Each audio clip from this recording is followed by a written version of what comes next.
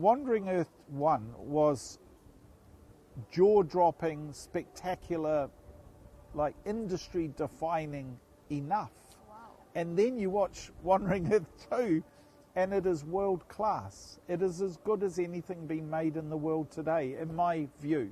And I challenge anyone to say otherwise. The visual effects, the practical work in the movie, the tech in the movie is faultless.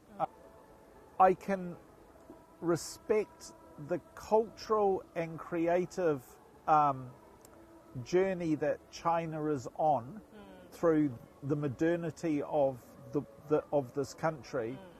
To look at Wandering Earth 2 through that lens and entirely believe it is speaking from the heart of a country's voice, as the science fiction voice of this country. And I love that fact about it.